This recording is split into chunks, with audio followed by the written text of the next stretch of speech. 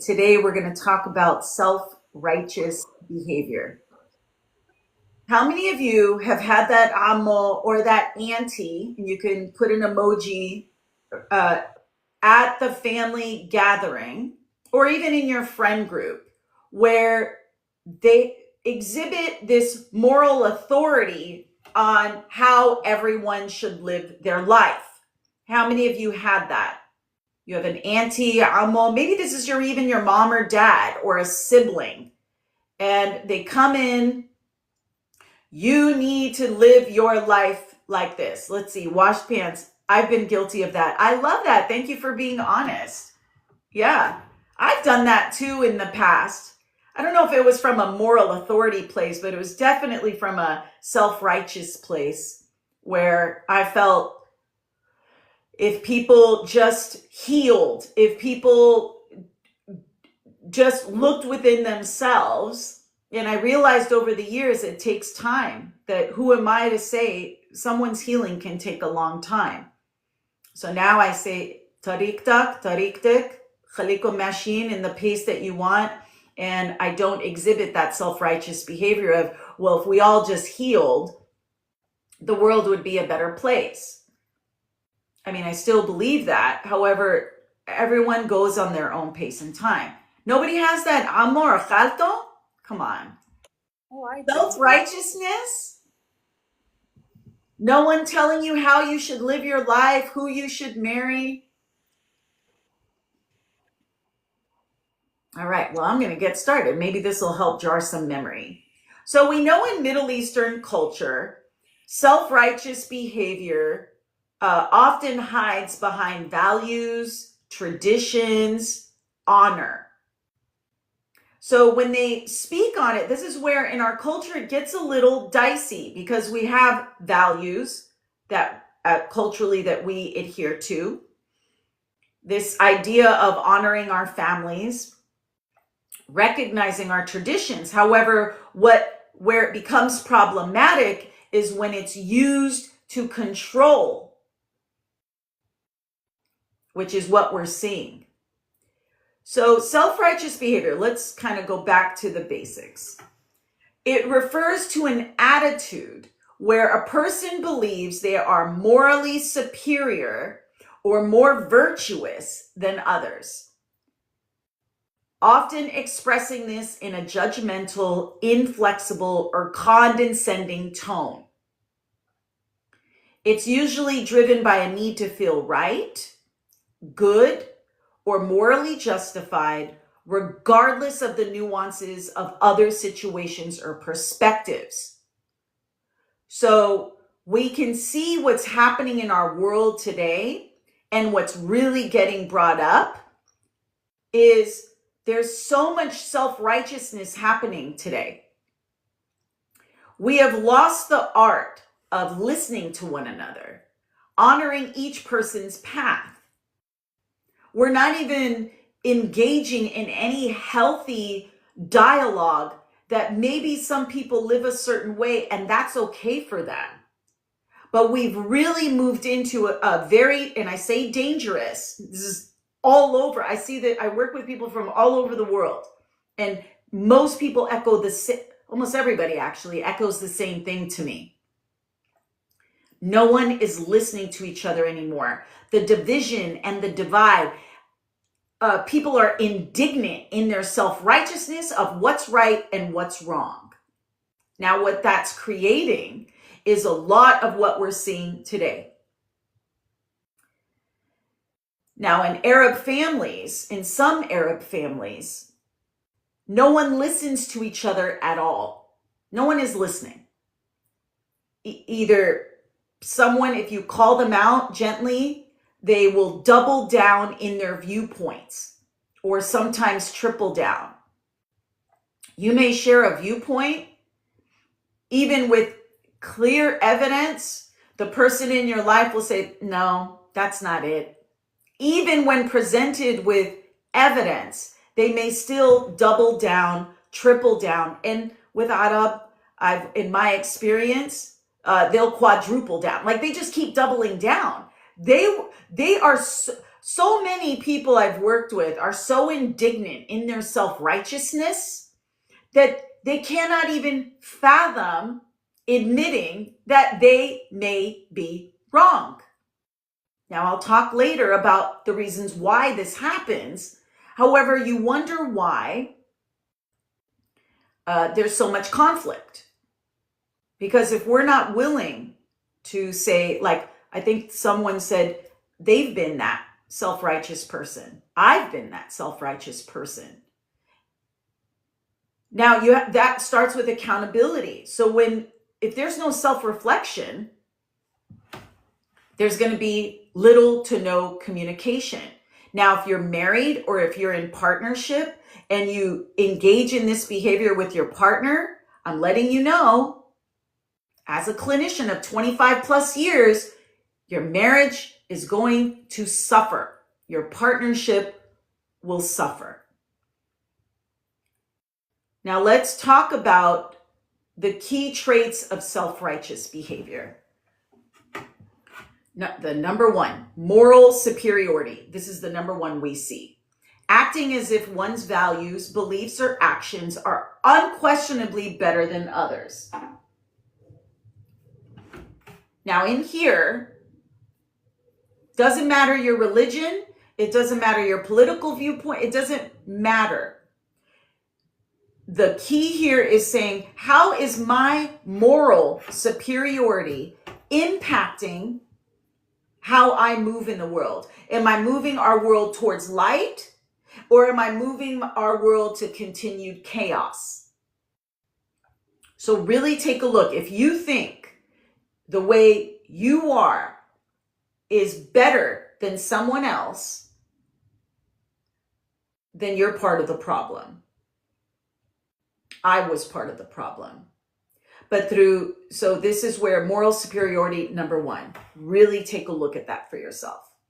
Number two, we always talk about, at least with my family and cousins and friends in the community here, I was like, ليش إحنا العرب, we're so judgy. What's judgment in Arabi, Mira? What's judgment? How do you say that in Arabi? You say like when you're judging somebody, what do you guys say? بتحكم على حد. Okay, that, right? We come from, I go, why are we so judgy? We're always judging people for everything. من الشعر to libis to كل إشي. And I say to myself, why this judgmental attitude of criticizing or shaming others without curiosity, compassion, or context? Okay? Very judgmental, to the detriment. And I'll give an example of that. If you see a teenager dressed a certain way, or maybe this goes for young boys or young girls who want to dress a certain way or be a certain way, and you have everyone shaming them, judging them. Oh, هذا مش منيح عشان لبس لي حلق. Well, he could be the most sweet, loving, beautiful young man, yet we're going to judge him and criticize him for wearing an earring or dressing a certain way without looking at curiosity, right? And who this person is. The third thing, which it's interesting because I call this the culture of dichotomy, because in one sense we're quite humble, and yet in the other end, there totally lacks humility, right? This culture of dichotomy. If somebody compliments us, we're like, oh no, right? Very humble. Yet on the other side of that, it's the inability to acknowledge personal flaws, mistakes, or the possibility of being wrong. I always tell people, and I know where this comes from clinically, if you have this lack of humility, you're so afraid of just admitting you're wrong. It usually stems from growing up, we weren't allowed to make mistakes. If you admitted you were wrong, what happened? You were punished. Some of you were hit. Some of you were shamed publicly. And so if you as an adult don't want to admit you're wrong, it's your nervous system that's afraid of that punishment. So part of it is recognizing we all make mistakes. It's part of who we are as human beings. It's how we learn. It's how we grow. So this lack of humility, look at it for yourself. Is this at the crux of my self-righteous behavior? This lack of humility, not acknowledging personal flaws. Remember that Amo I was talking about? Mr. Moral Authority, Rais in front of the family. Look at until you're doing this, until you're doing that. And every single family member knows this guy behind closed doors has no business even talking to anybody about moral superiority because he's doing terrible things behind closed doors. It's usually the one, what do they say? El haki, that's the loudest, with this moral superiority that has the most to hide. Okay? So use that as your gauge. That's Chalto's tip. When you're at the family gathering and you have this cousin or this hada, remember my words. Tiffany said, they usually have the most dirt to hide. And it usually comes out later. And all of us are chaifin min hodol and nas. And then years later, you're an adult. And then you hear all the terrible things they've done. And you're like, oh, really? So if you're in your 20s, I'm letting you know, or 30, if you're younger, don't buy into that. Do not give these people power. Because more often than not, they're not well. Okay?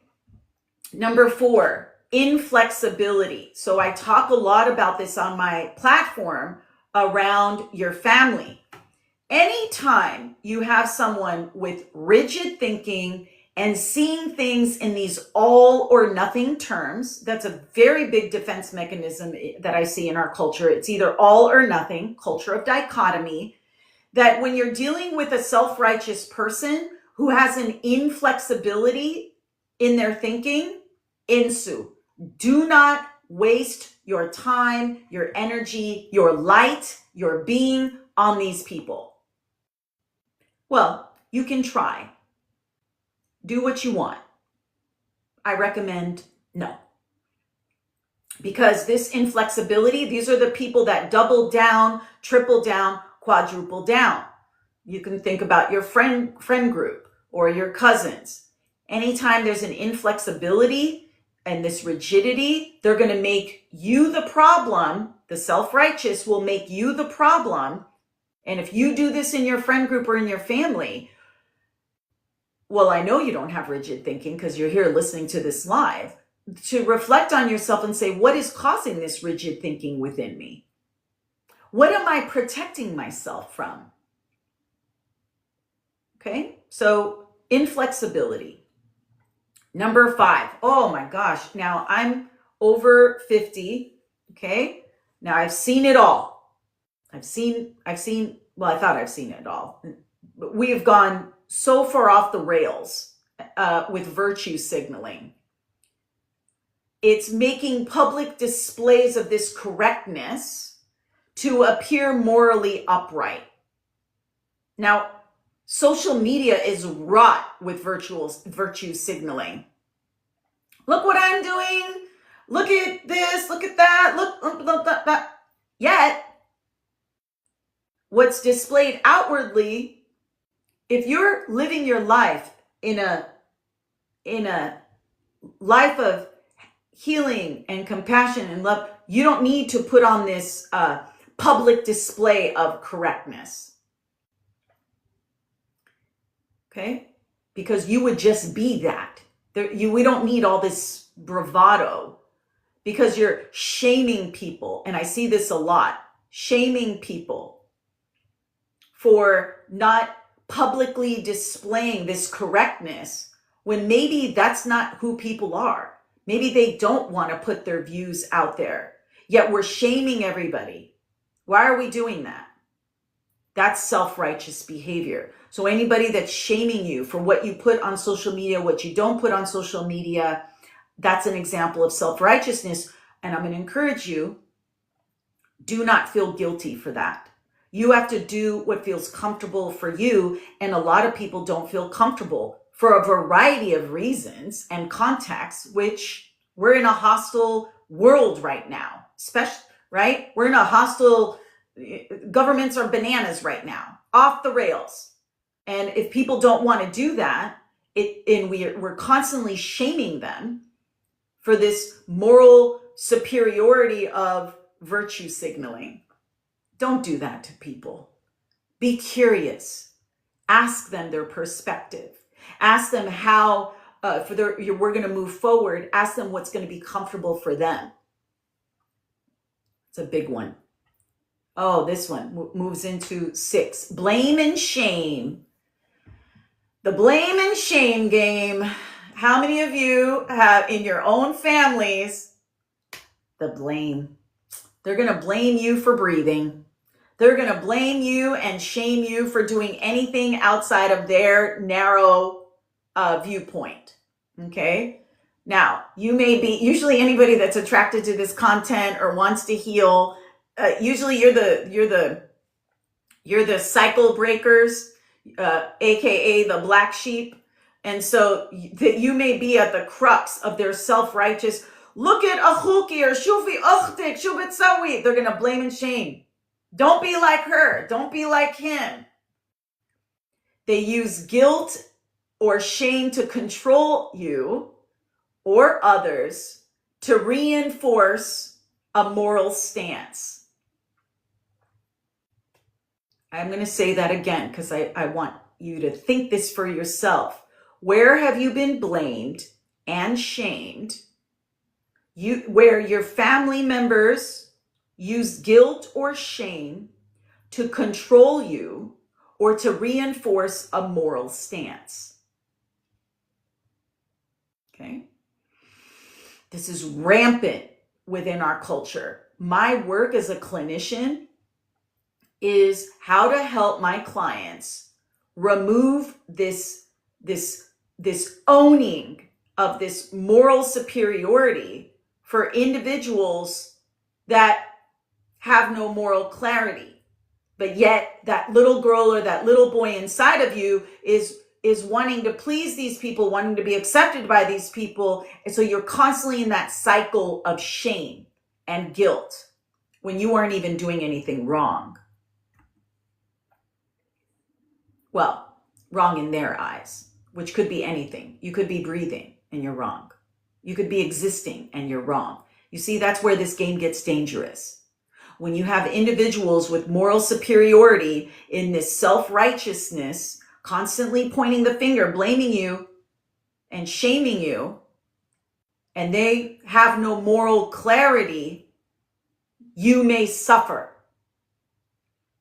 Okay? Which goes to the last one, number 7, defensiveness when challenged. I laugh because I have multiple videos where it's like, you just don't even challenge these people, right? The self-righteous, the inflexible, the double downer, like when you challenge them in anything, hey, why do you think that way? Or help me to understand. And God forbid you poke through their hypocrisy, that amo, say, well, amo, انت حكيت هيك بس لما انا بشوفك برا انت بتسوي هيك. Oh, I've gotten slapped, hit, blamed, shamed. I remember in Medicine, because when I was little, I used to name it. I would be like, this doesn't make sense to me. Well, guess what happened? They became extremely defensive because they view any feedback as a disagreement as a personal attack. So you could just be naming something. You could just be observing something as a kid. You're a little kid. You're just observing. And if you verbalize it, they will see it as a personal attack because they're self-righteous, they have moral support, superiority, and they will punish you. So that's why I say, now that you're older, be careful with these individuals. Be an observer, not an absorber. Observe people, watch people. If there's any display of this self-righteousness or rigidity or blame, I'm going to tell you, the moment you challenge them, woo, probably not going to be a good idea. I call it the hornet's nest, kicking the hornet's nest. Sometimes, every once in a while, with my family members, I'll kick the hornet's nest, hoping there's that little girl inside me that goes, maybe this time it'll be different. La, nefs sheep, blame, shame, judgment. All right, how are we doing? So is everyone clear on that? The key traits of self-righteous behavior: moral superiority, judgmental attitude, lack of humility, inflexibility, virtue signaling, blame and shame, defensiveness when challenged. Are we good? How are we doing, Mira, in the comments? How are you doing, Mira? Can you see? I'm like, oh, oh, and that, oh. I know. We Yeah. need to talk about this self-righteousness because whenever you're on a public platform, the reason why I brought this up was the comments. Well, for the most part, thanks everybody. The comments have been amazing and beautiful. And then every once in a while, you get this self-righteous, مش احنا العرب انتي شو بتحكي and all this stuff. And I said, wow, there's like 3,000 people chiming in saying, yeah, this really resonates. And you've got self-righteous people coming in saying, that's not true, when for so many people it was their truth. Why do we do that to each other? And I'll talk about the psychological roots in a minute on why we do that. But let me go to the comments. Any comments? How are we doing? We have two questions. One person, Wash Pants, said, "Is it narcissistic?" I think he was asking whenever you were talking about people that know everything and this amo that knows everything. Is it narcissistic? Okay, good question. I really want us to move away from narcissism. I hear what you're saying. Within our cultural context, so if we're going to look at it through the lens of Western psychology, like I think I get some comments like, everybody in our culture is narcissistic. That's why I don't want us, in some extreme cases, yes. And in fact, when we were kids, we had a joke. When we were young adults, we would say, this is the self-righteousness that we exist. Why is every Arab man in our life a narcissist? So that's why these terms, let's move away from narcissism, because everyone now is diagnosing everyone as a narcissist. Let's move out of that. And let's focus more on the psychological roots within our cultural context. There are many, many, many external reasons which have driven the men in our lives, the women in our lives, to exhibit self-righteous behavior. There are many, many reasons. So if we also wanted to remove our own self-righteousness and acknowledge that they have this light within them too, but it's buried in layers and layers and layers of ego, which can exhibit, in extreme cases, narcissistic traits. So that's what I have to say about that. But narcissism is way too overdiagnosed, and everybody's got it. And as a clinician, I'm telling you, no. Okay, wait, Mira, sorry. Was there another question before I move on? There was another question. She said, "How do mid-20s women deal with the pressure from family that we need to get married before 30?" Okay, so we know just let's loop it back to the self-righteousness. The moral police say you need to be married before 30. عشان خايفين. I got married at 34. My teta said, just jibi a ishi, teta, a ishi. Like Hayuni, is Bella, just jibi a ishi to get married. Allah yarhamha, teta. Okay, so to your question. I just talked to Mira about this morning. When you feel pressure in your life, this is an example for you to grow. This is an example. So your family, the self-righteous family, well, that's a beautiful example because that is coded under tradition, our values, and honor. Okay? So this is where this self-righteous behavior is hidden behind values, honor, and tradition. You may not want to get married. That might not be in alignment with your soul or your being or your light. You may not want to marry a man. You may not want to marry a woman. You may not want to do any of that. Yet, they're saying this is our tradition, this is our honor, these are our values, without any curiosity or compassion for you in your life.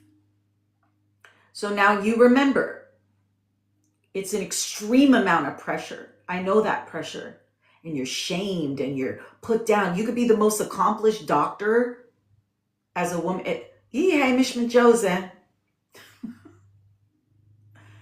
So the only thing I can tell you is this pressure is an opportunity, and it's hard for you to grow and expand in who you are. Now, if you do want to get married, and if that's in alignment with you, then you take steps. Who do I need to be? How do I remove this family pressure so I don't get caught up in their gunk, because they're going to marry you off to Hada you probably aren't in alignment with, to stay true to your path, because he or she may not be Wahda Arabiya, from the same religion, from the same the hometown, all the criteria. Okay? So this pressure you're feeling is an opportunity for you to gain more clarity in what you want, what you need. And that's hard because you're going against generations and generations and generations of tradition and values and honor and self-righteousness. I'm not saying they're wrong.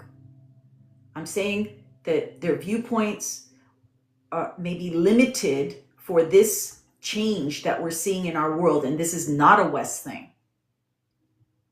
The young generation is trying to break through all these systems that are saying, why are you pressuring me to get married at 20 or at 20? Like, I need to be married before I'm 30. Well, maybe you don't want that. And even if you got married at 40, who cares? Yay, basalulad, yeah. They start doing all this stuff. Okay, who cares? Maybe that's not on your path. Yeah, Adam, depending on the contextual condition. I get it. There may be some places that marriage is a part of the family survival. But again, you have to look at it for you. And the pressure, I would like you to view it as the pressure of your growth. Forget them. They're going to do what they're going to do, but what are you going to do with the pressure? Are not diamonds made from pressure? So you are this diamond, and it's there buried underneath all the gunk, and the pressure is what's going to bring it out. So ask yourself, how do you want to do that? Okay? Oh, the time is almost up. I gotta go. Let's keep going. Thank you for your questions. La. Okay, psychological roots. I'm going to go over this pretty quickly. So when you see these self-righteous people, emotionally, you're going to feel frustrated, angry, shamed, hurt, sad, in pain. You're going to feel all these feelings. Now, I would like you to use your logical brain. Now, we want to validate your feelings. These people, I'm trying to shift my own self-righteousness. They're limited. You have to remember, logically, it can serve as a defense mechanism for them to avoid guilt and shame and their own feelings of inadequacy.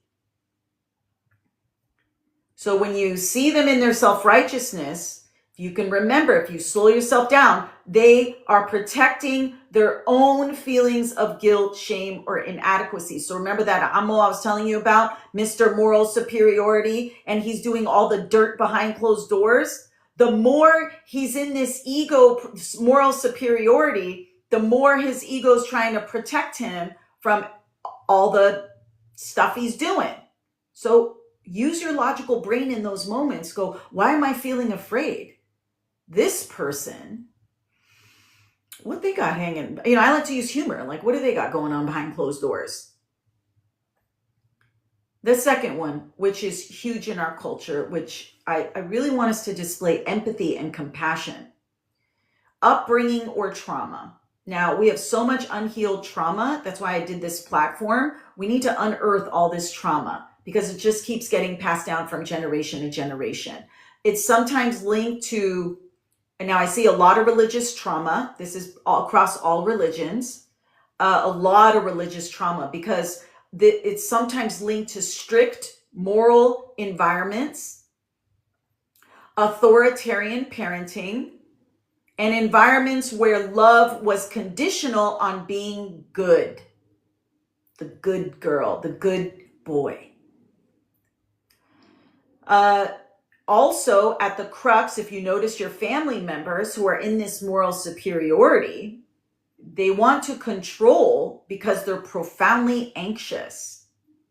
That's why I say anxiety is like we're diagnosed with depression as Arab, yet I say, is it depression or is it anxiety? Because believing that there's only one right way can offer a false sense of safety and control. Okay? A false sense of safety and control. They think by controlling you, or you controlling your partner, you controlling your children, you being controlling, this right way is in their ego defense mechanism, in their psychological rooting of it, they're saying, I was feeling out of control. Now, this is the only way, because if we move out of that, it's going to cause me to fall apart. So the more controlling they are, the more anxiety. My father is 84 years old. And it wasn't until much later in his life that I said, oh my gosh, my dad, he's very controlling. Well, in some ways he was very controlling, other ways he wasn't. He's profoundly anxious. I didn't see that until now. I had no idea how much anxiety this man was coping with until I've seen him aging and in decline. So for the young people, when you look at your parents and you see them in this controlling behavior, please remember that anxiety may be at the crux of that. Now, what's the impact on your relationships? Now, I mentioned if you're in a marriage or in a partnership and you're the self-righteous one, yeah, probably not going to be a good long-term marriage, not healthy, because that is burnout, resentment. So it creates distance, resentment, defensiveness in others. Because if you're judging someone for how they're living their life and they don't recognize that, they're going to match you in that. They're going to get defensive. So she's doubling down, he's doubling down, everyone's doubling down, and it creates more distance and more resentment. Yeah, Stephanie, so much resentment. Ooh, what is it? Resentment is premeditated expectations. So it shuts down open conversation and emotional safety, and it leads to breakdowns in communication and mutual respect. So what does that look like? A friend who constantly critiques your lifestyle while insisting theirs is the only healthy or ethical way. Now they may call you out, and what's your default? Let me start explaining myself or defending myself. Stop, take a deep breath, objectively look at it and saying, this friend who's critiquing my lifestyle, saying that their way is the right way, the healthy way, the ethical way, whatever it is, I'm letting you guys know, stop. Do not defend yourself. You don't need to defend. Why? Or I have clients, they'll start explaining themselves. And I'll say, you don't need to explain yourself to me at all. Let's get in the habit of not defending yourself or explaining yourself. Or my cousins or my sister or whoever, like they'll just keep defending their position. I said, you don't need to do that with me at all. So can we start creating safe spaces for people to be able to open up lines of communication and mutual respect? Another example. This is what I've been dealing with. That's why I did this. That's why I did this self-righteousness. You have a coworker or people you want to work with who refuse to collaborate because they think their way is always the right way. Now, I have a certain sense where I'm like, okay, it could be that way. And could we explore another way? Oh, double down, triple down. You're being disrespectful. And then they start doing this. And I'm like, I can't work with you. I'm sorry. Can't do this. But I'm learning in my own self-righteousness, is there an opportunity for me to lean into that, my frustration, to work with people? How do I open up? It's not about them. They're in their anxiety controlling soup. How do I need to move with more compassion, more openness to say, okay, let's work together. How can we do that? Oh, this is a good one. A family member who moralizes choices. About everything. Parenting, your diet, religion, and they won't tolerate any disagreement. Okay? So don't they moralize about everything? Anything you do, you're walking. Like, what is, right? Right? Where is that your dad who wrote that? Yeah, she said, that's my dad. Yeah, they moralize everything. And you wonder why you're anxious. You're anxious. So now I'm going to finish up with, okay, how do we address this in ourselves or others? Number one thing, practice humility. Acknowledge that no one has a monopoly on truth or morality. Nobody. So practice your own humility. If someone is moving in a way that you're not happy with, especially if it's your partner or your child, get curious. Your truth may not be their truth. Your experience may not be theirs. Get curious. Ask questions. And if you have this thing, my way or the highway, feel that within yourself, but still try and exhibit this curiosity. Ask questions before making judgments. Be open to feedback. Now, sometimes I know with my sister and I, we've worked a lot on this. Where like the feedback is like, oh, it stings, right? Our tone may not be great. Our words may not be great. Our actions, but we're open to feedback and we're learning how to reflect on our tone, what words to use. And yes, have we had like drag out arguments and fighting, but we were both open and curious. And now over years, and both of us doing our own healing work, we've been able to stay present to, hey, your tone. I'm like, okay, I'm working on it. What tone do you need to feel safe? And it takes a lot of work. I'm not going to lie. And do I still get irritated? Absolutely. But this is where we're moving towards healing, moving towards the light, Am I contributing to the light or am I contributing to the chaos? What's my responsibility in that? Using I language. One more. Work on emotional regulation. Notice if self-righteousness arises from anxiety, hurt, or fear. What is your ego protecting you from when you're in this double down? It's protecting you from something. So explore. Am I afraid that if I admit that I'm wrong, I'm going to be punished? Am I afraid if I tell my partner, share a vulnerability about why I feel hurt, like I'm protected, if I feel hurt that they may reject or abandon me? If I'm feeling defensive or self-righteous, am I feeling anxious because this reminds me of my dad or reminds me of my mom? And I don't want that punishment. Which leads us to using I language. Express values without shaming others. I choose this because it aligns with my beliefs, instead of this is the only right way. You see the difference? I'm choosing this because it aligns with my beliefs. Now, I've had couples where one was very religious. They were married, very religious, married. Over time, one of the partners is moving away from the religion, which caused distance, resentment, fear. Now, that person, because Tariqte was to move away, like for his own growth and understanding, he was moving away from it. His wife was vehemently opposed to that. Punish, shun, self-righteous. And the more she did that, the more he moved away. Did he love her? Absolutely. Did he want to be with her? Yes.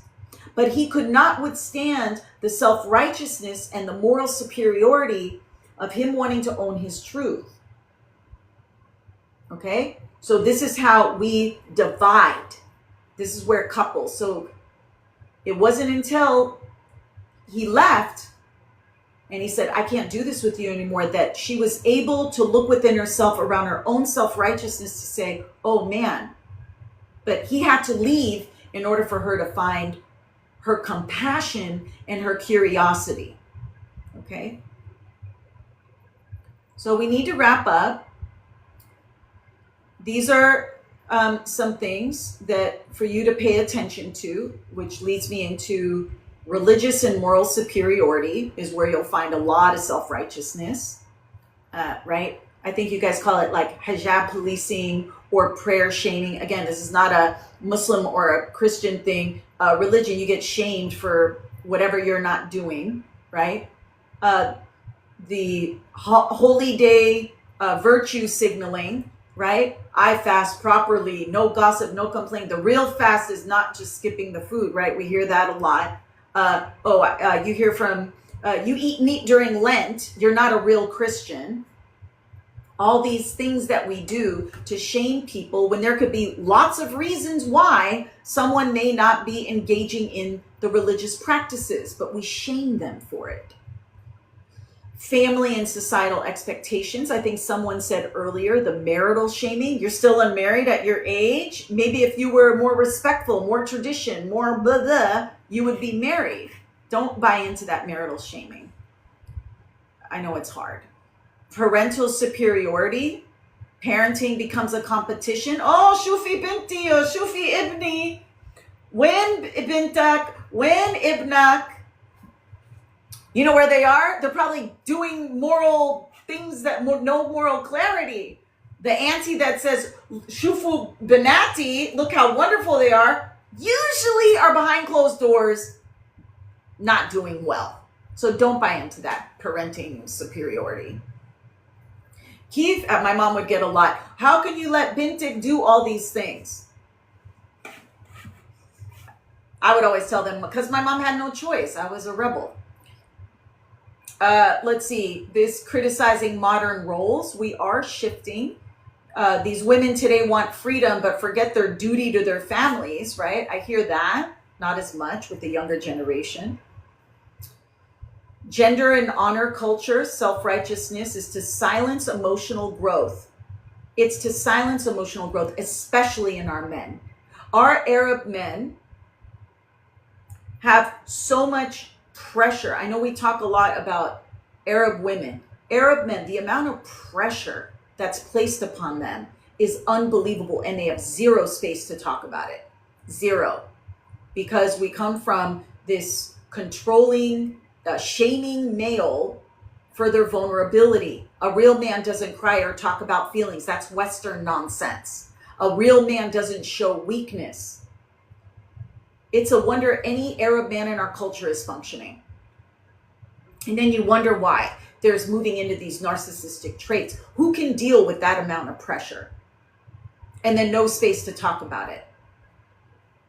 Controlling female behavior. That's a big one. Oh, that microviral video, I got plummeted for that one, right? Weren't they the nastiest comments? I said, and so much support. But I said, what are we doing with this controlling female behavior? A respectable girl doesn't post pictures like that online. You could be wearing a turtleneck. Like, heck, a respectable girl doesn't post pictures like that online. Okay, I'm almost done. Community gossip and social policing. Gossip is masked in moral concern, but anytime you gossip, you are moving, it's disguised as a concern. I'm only saying this because I care, but her lifestyle is, or his lifestyle is shameful. I'm just saying the truth. She's bringing shame to her family. Okay, moral superiority. You're gossiping to hurt this family. What are you doing? Is that moral superiority or moral clarity? We don't let our kids do these things. They have no boundaries. The other one, weaponizing religion or culture in feuds. They think they're better, but we have held onto our roots. This is weaponizing religion and culture is harming us. It's not bringing us closer together.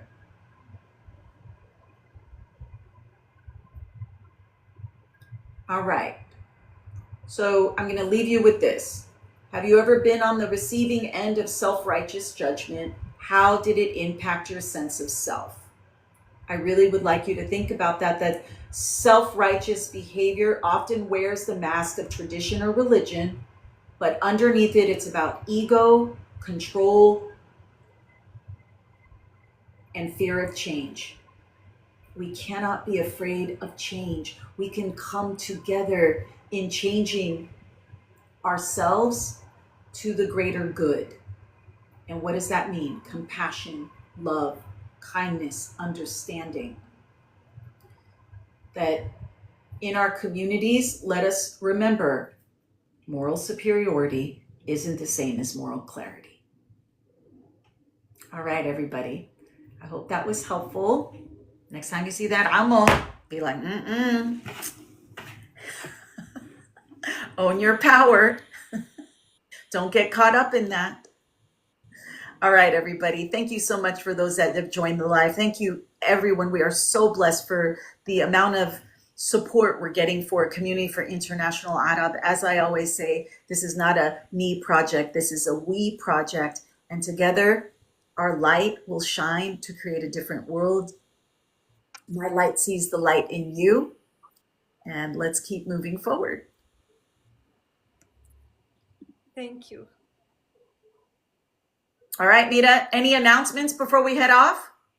I just want to make sure everyone knows that this full live is going to be on YouTube tomorrow. So if you would like to go back, you can always go back and rewatch it. I go back and rewatch it because it's so enlightening and it's so beautiful. And yeah, so thank you so much. Thank you. Thank you, everybody. Have a wonderful, wonderful day or evening wherever you are in the world. Shine your light. Light bearers unite. And I'll see you next Wednesday on Wadih Wednesday. Bye, everybody.